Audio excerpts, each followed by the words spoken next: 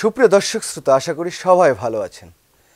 ICT অ্যাক্টের মামলায় সেনাবাহিনীর মধ্যে যারা অপরাধী তাদের বিচার, তাদের গ্রেপ্তার এবং সেনাপ্রধান ওয়াকারুজ্জামানকে নিয়ে নানা প্রসঙ্গ টেনে নানা জায়গায় নানা রকম বিশ্লেষণ চলছে যে সেনাপ্রধান ওয়াকারুজ্জামান দেশপ্রেমিক, তিনি ভালো, তিনি পুত পবিত্র, তিনি বাংলাদেশের আইনের শাসন মেনে, তিনি জুলাই আগস্ট যে বিপ্লব, সেই বিপ্লবের একজন মহাযোদ্ধা এবং কি এই ওয়াকারুজ্জামান তার যে কর্মকাণ্ড গত 1 বছর 3-4 মাসে করছেন, সব কিছু মিলিয়ে তার বিরুদ্ধে কোনো কথা বলা যাবে না।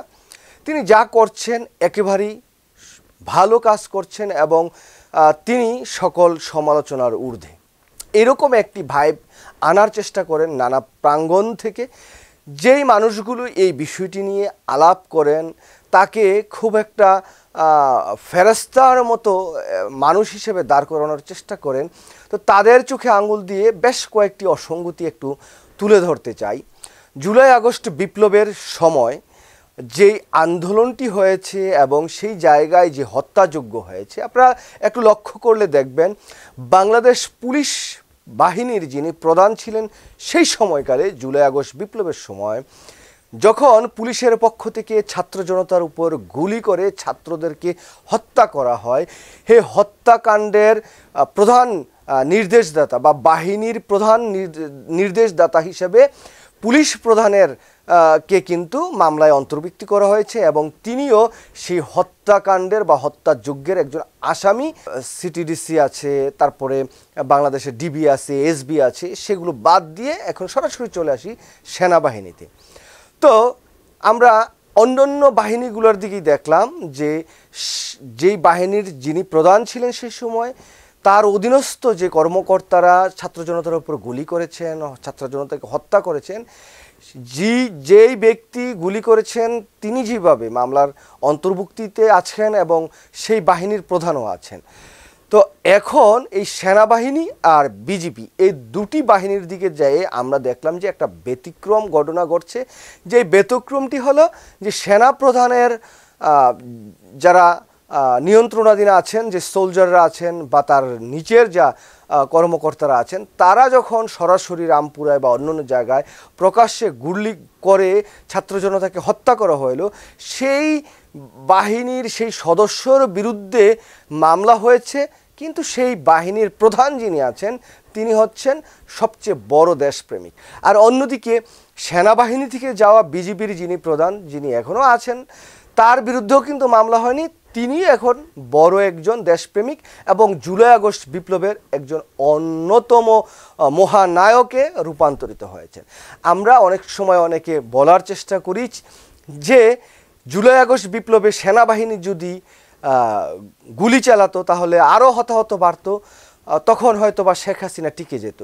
তো আপনাদের জ্ঞাতার্থে একটি কথা বলি, জুলাই আগস্ট বিপ্লবের সময় সেনাবাহিনীর প্রধান হিসেবে ওয়াকারুজ্জামান আপ্রাণ চেষ্টা করেছেন শেখ হাসিনাকে রাখতে, কিন্তু সেনাবাহিনীর যে নিচের স্তরের যেই সোলজাররা আছেন, যারা তার নিচের অধীনস্থ আছেন জেনারেলের পরের থেকে, তারা এবং সাধারণ সোলজাররা সেনাপ্রধান ওয়াকারুজ্জামানকে সরাসরি বলে দিয়েছেন যে তারা ছাত্র জনতার উপর আর গুলি চালাবেন না, তারা ছাত্র জনতার কাতারে যে দাঁড়িয়ে যাবেন। সুতরাং সেনাবাহিনীর এই জেনারেল ছাড়া নিচের সবাই কিন্তু দেশপ্রেমিক, তারা ছাত্র জনতার এই রক্ত জরুক সেটা দেখতে চায়নি এবং তার বাহিনীর সাধারণ যারা আছেন এবং মেজর, লেফটেন্যান্ট কর্নেল থেকে শুরু করে এই পোর্শনের যারা আছেন, তারা যখন ওয়াকারকে জানিয়ে দিলেন যে না, তারা আর গুলি করবেন না, তারা ছাত্র জনতার উপর যে অন্যায় হচ্ছে সেটার তারা বিরোধিতা করেছেন, তখন ওয়াকারুজ্জামান এই শেখ হাসিনার পক্ষ অবলম্বন থেকে সরে এসে তিনি ছাত্র জনতার পক্ষে দাঁড়াতে বাধ্য হয়েছেন, তাকে বাধ্য করেছেন সেনাবাহিনীর দেশপ্রেমিক যারা আছেন তারা।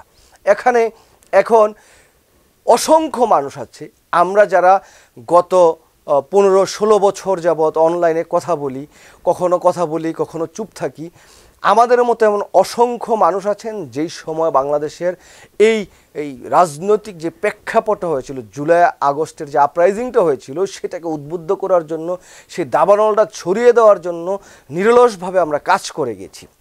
তো সেই জায়গা থেকে আমরা তো কখনো ক্লেম করি না, বা আমি ব্যক্তিগতভাবে, আপনারা যারা আমার ভিডিও দেখেন তারা জানেন যে আমি অনেক সময় কথা বলি, মাঝে মাঝে অফ হয়ে যাই, কিন্তু জুলাই আগস্ট বিপ্লবের পর থেকে প্রায় 7-8 মাস, 1 বছর কোনো কথা বলিনি এই কারণে যে বাংলাদেশ তো এখন স্বাধীন, ফ্যাসিস্ট মুক্ত একটি রাষ্ট্র ব্যবস্থা আমরা পেয়ে গেছি। সেই জায়গায় বিএনপি রাষ্ট্র ক্ষমতায় আসুক, জামাত ইসলাম রাষ্ট্র ক্ষমতায় আসুক, অথবা এনসিপি রাষ্ট্র ক্ষমতায় আসুক, সেটা এই জুলাই আগস্ট বিপ্লবের স্পিরিটকে ধারণ করেই কিন্তু তারা রাষ্ট্র ক্ষমতায় আসবে। সুতরাং যে আসুক, আর চুরি বাটপারি যা আছে এগুলো থাকবে বাংলাদেশে, এগুলো নিয়েই আমাদের পথ চলতে হবে। সুতরাং একটা না একটা সময় গিয়ে আমরা হয়তো বা আমূল পরিবর্তন দেখতে পাবো। কিন্তু সেই জায়গা থেকে এখন আবার কথা বলতে শুরু করেছি এই কারণে, দেখছি যে কিছু কিছু অর্বাচীন তারা এখন জুলাই আগস্টের মহান নায়ক হয়ে যাচ্ছেন, বিপ্লবের বিশাল কিছু হয়ে যাচ্ছেন। সেটা শুধুমাত্র যে বাংলাদেশ থেকে নয়, সারা পৃথিবীর অনেক জায়গা থেকে, যারা কোনোদিন একটা শব্দ উচ্চারণ করে নাই শেখ হাসিনার বিরুদ্ধে, হয়তো জুলাই আগস্ট বিপ্লবের সময় একটা ছবি শেয়ার করেছেন, একটা পোস্ট দিয়েছেন, সেটার মধ্য দিয়ে এখন জুলাই আগস্ট বিপ্লবের মহানায়ক হয়ে গেছেন। ঠিক তেমনইভাবে বাংলাদেশের বর্তমান সেনাপ্রধান ওয়াকারুজ্জামানকেও যেভাবে পোর্ট্রেট করা হচ্ছে যে তিনি জুলাই আগস্ট বিপ্লবের একজন অন্যতম মহান নায়ক, আর এই পিনাকি, ইলিয়াস, কনক সহ আরও অনেকেই যারা কথা বলেন, বা সেনাবাহিনীর অভ্যন্তরে যেই বিশৃঙ্খল অবস্থা সেটার বিরুদ্ধে যারা কথা বলেন, তারা এখন অর্বাচীন হয়ে যাচ্ছেন, তারা এখন বিভিন্ন পীর টির এটা সেটাভাবে কথা বলছেন। দেখুন, গতকাল রাত্রে বাংলাদেশে যে 46 পদাতিক ডিভিশন ঢাকায় যেটা আছেন, তারা হঠাৎ করে তাদের আর্মার যে ভেহিকেল সেটা নিয়ে বাইরে মুভ করলেন। তারা বলছেন যে রেগুলার তাদের যেই রুটিন, সেই রুটিন অনুযায়ী তারা টহল দেওয়ার একটা ব্যবস্থা করছেন। তো সেটাকে কেন্দ্র করে পিনাকিদা একটা বক্তব্য দিয়েছেন, ভিডিও দেওয়ার সাথে সাথে কিন্তু সব কিছু আবার পরিবর্তন হয়ে গেছে। তো আমরা যেটা জানি যে সেনাবাহিনীর পক্ষ থেকে যদি ব্যাপক সংখ্যক সোলজার এবং তাদের যে আর্মার ভেহিকেলগুলো আছে সেগুলো নিয়ে যদি বাইরে মুভ করতে হয়, তাহলে সিভিল প্রশাসনের কাছ থেকে তাদেরকে একটা পারমিশন নিতে হয়, বা সেই জায়গায় তাদেরকে জানাতে হয়। কিন্তু আমরা সেই বিষয়টি কিন্তু এই যে গতকাল রাত্রে যে ঘটনাটা ঘটেছে সেই জায়গায় আমরা দেখছি না এই কারণে যে ওয়াকারুজ্জামান এবং তার যেই 56 জন জেনারেল আছেন, তাদের যেই উচ্চ আকাঙ্ক্ষা, সেই উচ্চ আকাঙ্ক্ষা বাস্তবায়নের লক্ষ্যে হয়তো তারা চেষ্টা করছেন একটু উৎপাত করে, বা বিভিন্ন জায়গায়, মানে ওই যে বাংলা একটি বিষয় আছে না, যে মৌচাক একটু ডিল মেরে দেখি, যদি মৌচাকটা এসে কামড় না দেয়, বা যদি মৌচাক সরে যায়, তাহলে মৌচাকের যেই মধুচাক সেটা আমরা কেটে নিয়ে যাব। তো সেরকম হয়তো বা ওয়াকারুজ্জামান এবং তার যেই জেনারেলরা আছেন, সেই মধুচাক কেটে হয়তো খাওয়ার চেষ্টা করেছেন, এভাবে একটা ডিল দিয়ে দেখতে চেয়েছেন যে সব কিছু ক্লিয়ার আছে কিনা।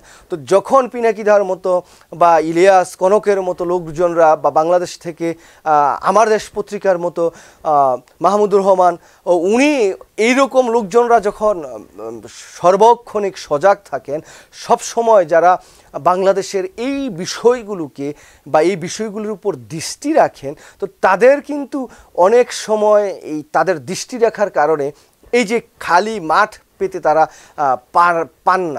পান না বিদায় হয়তো তারা পরবর্তীতে তাদের মোড়টা একটু ঘুরিয়ে দেন। তো সেই রকম হয়তো বা একটা ঘটনা গতকাল রাত্রে, যেটা 46 পদাতিক যে ডিভিশন ঢাকায় তারা যেটা বের হয়েছিলেন, সেরকম কোনো একটা কাজ হয়তো করার অপচেষ্টা থাকতে পারে। আমরা সন্দেহ না করি কিভাবে, আমরা বিগত দিনে দেখেছি এই সমস্ত বিষয়গুলো। তো যাই হোক, আইসিটির যে মামলাটি হয়েছে, সেই মামলাটি হওয়ার পর বা আগে পরে জেনারেল ওয়াকার কিন্তু এই সেনা সদস্যদেরকে সেভ করতে চেয়েছেন। তিনি যদি আইনের প্রতি আস্থাশীলই থাকতেন, তাহলে প্রথম দিনই বলতেন যারা গুম, খুন, হত্যাযজ্ঞের সাথে জড়িত তাদের প্রত্যেককে গ্রেপ্তার করা হবে, এবং সেনাবাহিনী তাদেরকে গ্রেপ্তার করে আইনের আওতায় যদি সোপর্দ করতেন তাহলে ইজি হতো। কিন্তু তারা সেটা না করে এই যে দৌড়ঝাঁপ করে বিভিন্ন অস্থিরতা তৈরি করার মধ্য দিয়ে এটা তিনি প্রমাণ করতে চেয়েছেন যে তিনি চান না যে বিগত দিনে এই সেনাবাহিনীর ভিতরে বা ক্যান্টনমেন্টের ভিতরে ডিজিএফের সেলের মধ্যে থেকে বাংলাদেশের সাধারণ জনগণ রাজনীতিবিদদেরকে যে অমানবিক নির্যাতন, যে টর্চার করেছেন, আমি আপনি যারা আজকে কথা বলি তারা তো নির্যাতিত হই নাই, গুম খুনের সাথে তো আমাদের সম্পৃক্ততা নাই। আমরা সেই ব্যথাটা বুঝি না। যেই পরিবারের বাবা মা ভাই বোন স্ত্রী সন্তানরা জানে না তার বাবা বেঁচে আছে কিনা, যখন 8 বছর পর 10 বছর পর 7 মাস পর 10 মাস পর 4 বছর পর ফিরে আসেন, তখন তাদের এই সময়কালে তাদের পরিবারের যে অবস্থা সেটা আমি আপনি হয়তো অনুধাবন করতে পারবো না। সেই জায়গা থেকে ওয়াকারুজ্জামান তো সবসময় চুপ থেকেছেন। ডিজিএফের যে কর্মকর্তারা সবসময় এই অপকর্মগুলো করেছেন, তাদেরকে বাঁচানোর জন্য ডিজিএফের অভ্যন্তরে যেই আয়নাগরগুলো ছিল সেগুলোর স্ট্রাকচার পরিবর্তন করে দিয়েছেন। সেই জায়গাতে যদি আজকে আমরা দাঁড়িয়ে এই ওয়াকারুজ্জামানকে বলি যে বিপ্লবের একজন মহানায়ক, তিনি পুত পবিত্র একজন সাধু মানুষ, তাহলে আমরা যারা এখন এই সমস্ত কথাবার্তা বলে ওয়াকারুজ্জামানকে সাধু বানানোর চেষ্টা করছি, তারা কোনো না কোনোভাবে ডিজিএফের হয়তোবা 2-4 টাকা পেয়েছেন বা তাদেরকে লোভ দেখিয়েছেন যে বাংলাদেশে হয়তো তাদের চ্যানেল আবার করে দেওয়ার সম্ভাবনা থাকে, সেরকম কিছু হতে পারে, বা আর্থিক কোনো সাহায্য সহযোগিতা পেতে পারেন। তা না হলে আমি মনে করি না যে মানে অর্বাচীনের মতো মেমোরিলেস মানুষদের মতো ওয়াকারুজ্জামান বহুত খুব করেছে, বহুত খুব হয়ে গেছে ওয়াকারুজ্জামান, এরকম চিন্তাভাবনা করা একেবারে অর্থহীন।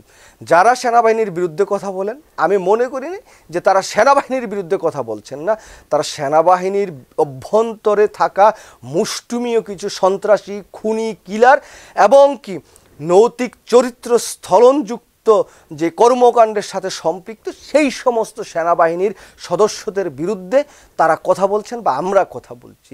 আমরা সেনাবাহিনীকে ভালোবাসি, আমরা জানি যে এই দেশপ্রেমিক সেনাবাহিনী বাংলাদেশের সার্বভৌমত্ব রক্ষার প্রতীক, এবং বাংলাদেশে যদি আজকে কোনো অঘটন ঘটে বা কোনো অস্থিতিশীল পরিবেশ সৃষ্টি হয়, সেই জায়গায় এই দেশপ্রেমিক সেনাবাহিনীর সাধারণ সোলজাররাই বুক পেতে বুলেটের সামনে তারা দাঁড়িয়ে যাবেন। তো সেই জায়গায় বলি যে ওয়াকারুজ্জামান একই তো অথর্ব, তিনি জুলাই আগস্ট বিপ্লবের তার কোনো ভূমিকাই নাই, বরঞ্চ শেখ হাসিনাকে পালিয়ে যেতে সাহায্য করেছেন। জুলাই আগস্ট বিপ্লবের হত্যাকারীদের তিনি সেভ করার চেষ্টা করেছেন। তার সেনা ক্যান্টনমেন্টে আশ্রয় নেয়া খুনি, হত্যাকারী, লুটেরাদের বিদেশে পালিয়ে যেতে সাহায্য করেছেন। এই যে গুম খুনের সাথে সম্পৃক্ত ডিজিএফের কর্মকর্তাদের কিছু সদস্যদের তিনি পালিয়ে যেতে সহযোগিতা দিয়েছেন এবং তাদের বিচার যাতে না হয় সেই জায়গায় একটি অস্থিতিশীল পরিবেশ তিনি তৈরি করেছেন। তিনি রাজনৈতিক বক্তব্য দিয়ে ডক্টর মোহাম্মদ ইউনূস সরকারের বিরুদ্ধাচরণ করেছেন এবং সরকারের মধ্যে থাকা কিছু সদস্যদের সাথে তিনি আতাত করে এই বিচারটা যাতে না হয় সেই ব্যবস্থাটা করেছেন। এবং আইসিটি যেই ট্রাইব্যুনাল, সেটার যিনি চিফ প্রসিকিউটর তাজুল ইসলাম, তাকে হুমকি দামকি দিয়ে এই সেনাবাহিনীর সদস্যদের বিরুদ্ধে যে চার্জশিট দাখিল করা, সেটা যাতে তিনি দাখিল না করেন সেই জায়গায় তিনি ব্যবস্থা গ্রহণের চেষ্টা করেছিলেন, তিনি সার্থক হন নাই। তো তার তো অপকর্মের অভাবই নাই। তারপর বিডিআর হত্যাকাণ্ডের যে বিচার সেটা হয়ে গেছে। এখন আমরা তো দেখলাম যে যেই বিডিআর জওয়ানদেরকে গ্রেপ্তার করেছেন তাদেরকে নির্দোষ মানুষদেরকে গ্রেপ্তার করেছেন, আদালত তাদেরকে জামিন দিয়েছেন। তো যদি এই ওয়াকারুজ্জামানের কথা শোনা হতো সেই দিন, যদি সেই ওয়াকারুজ্জামানের কথা শুনে ইলিয়াস যদি প্রতিবাদ না করতো, ইলিয়াস যদি ভিডিও না বানাতো, বাংলাদেশের এই যে বিডিআর হত্যাকাণ্ডের যে আসামি তাদের পক্ষে না দাঁড়াতো, তাহলে আজকে তো সেই নিরপরাধ যে বিডিআর জওয়ান তাদেরকে মুক্তি দেওয়া সম্ভব হতো না। সুতরাং আমি মনে করি ইলিয়াস, কনক, পিনাক সহ যারা কথা বলেন এই অসঙ্গতির বিরুদ্ধে, তারা দেশপ্রেমিক, তারা দেশের জনগণের পক্ষে, জনগণকে একটি স্বাধীন সার্বভৌম রাষ্ট্র দেওয়া এবং এই যে সেনাবাহিনীর হস্তক্ষেপ মুক্ত এবং ভারতীয় আধিপত্যবাদের বিরুদ্ধে যারা আছেন এবং এই আর মুক্ত একটি বাংলাদেশ দেওয়ার পক্ষে তারা কাজ করছেন। তাদের এই কাজ করতে দেওয়া এবং তাদের এই বলিষ্ঠ যে কণ্ঠস্বর, এটা বাংলাদেশের মানুষের জন্য কিন্তু প্রয়োজন। এটা যদি না হয় তাহলে দেখা যাবে কি এই অর্বাচীনরা এরকম দালালি টালালি করে হয়তো বা টাকা পয়সার মাধ্যমে এই যারা অপকর্ম করতে চায় তাদেরকে আরও উদ্বুদ্ধ করতে পারবে। হয়তো অনেকেই ছিলেন এর মধ্যে বিগত জুলাই আগস্ট বিপ্লবের আগে বা এই ফ্যাসিস্ট শেখ হাসিনার বিরুদ্ধে কথা বলেছেন, কিন্তু সেই জায়গায় অনেকের বিরুদ্ধে আমরা শুনি যে তারা সেই সময় আওয়ামী লীগের থেকে হয়তো বা কিছু স্বার্থ চেয়েছিলেন, সেই স্বার্থ না পাওয়ার কারণে আওয়ামী লীগের বিরুদ্ধাচরণ করেছেন। পরবর্তী সময় হয়তো দেশ থেকে তারা বিদেশে চলে এসে নিরাপদ আশ্রয়ে এসে তারা কথা বলেছেন। কিন্তু আমরা তো কোনো স্বার্থের প্রয়োজনে বা কোনো স্বার্থের কাছে মাথা নত করিনি, দেশে যেতে পারি নাই। এই ডিজিএফের সর্বোচ্চ যে গুজবকারী হিসেবে আমাদের নাম লিস্টে দেওয়া হয়েছে এবং আমাদের বিরুদ্ধে তারা বিমানবন্দরে ব্ল্যাক লিস্ট করে রেড নোটিশ জারি করে রেখেছিল, আমরা দেশে যেতে পারিনি। তো এই যে কর্মকাণ্ডগুলো সেই জায়গায় যদি আমরা দেখি তাহলে আমরা সব কিছু মিলিয়ে আমরা বলবো যে ওয়াকারুজ্জামান তার যেই অ্যাক্টিভিটিস, তার যে কর্মকাণ্ড, সেই জায়গায় তাকে সন্দেহ করার অসংখ্য কারণ আছে এবং তাকে একদম সাধু সন্ন্যাসী বানানোর কারণ বা যুক্তিকতা ছোটো মাত্র অল্প কিছু কয়েকটা 5 ওয়াক্ত নামাজ পড়েন, এটাই আপনি একজন ভালো মানুষ, এটা মানে যুক্তি দিয়ে বলাটা সঙ্গত নয়। আপনি কোরআন তেলাওয়াত করেন মানে তাই ভুলে যে আপনি গুম খুন হত্যাযোগ্য বা কোনো অপকর্মের সাথে সম্পৃক্ত না, সেটাও আমি বিশ্বাস করি না। সুতরাং সেই জায়গা থেকে বলবো ওয়াকার কখনই একজন পুত পবিত্র না এবং বাংলাদেশের রাজনীতিকে এবং আগামী যে নির্বাচনটি আসছে সেই নির্বাচনটিতে নানা টাইপের মেকানিজম করে হয়তো কোনো দলকে রাষ্ট্র ক্ষমতায় নিয়ে আসবেন, যে কোনোভাবেই হোক না কেন এই ডিজিএফআইয়ের অপকর্মর মধ্য দিয়ে সেরকম প্রস্তাব প্লবন থাকতে পারে এবং সেটা যদি করেন তাহলে বাংলাদেশের রাজনীতিটা বা বাংলাদেশের প্রেক্ষাপটটা কিন্তু আবার ভিন্ন হতে পারে। তো সেই জায়গা থেকে বাংলাদেশের জনগণকে কিন্তু সজাগ থাকতে হবে যাতে ওয়াকাররা ডিজিএফআই যাতে বাংলাদেশের রাজনীতিতে বা আগামী নির্বাচনে বা এই যে মামলাগুলো আছে মামলাগুলোর যাতে বিচার প্রক্রিয়ায় কোনো রকমের নগ্ন হস্তক্ষেপ করতে না পারে। সেই জন্য আমি মনে করি পিনাকি, ইলিয়াস, কনক সহ যারা আছেন, যারা এই অসঙ্গতির বিরুদ্ধে সোচ্চার ভূমিকা পালন করছেন, তাদের আরও এগিয়ে যাওয়া দরকার। আশা করি তারা এগিয়ে যাবেন, আমরাও কথা বলবো। সবাই ভালো থাকবেন, সুস্থ থাকবেন, নিরাপদে থাকবেন। দেখা হবে নতুন কোনো ভিডিও নিয়ে। সেই পর্যন্ত এখনকার মতো বিদায় নিচ্ছি। আল্লাহ হাফেজ, আসসালামু আলাইকুম।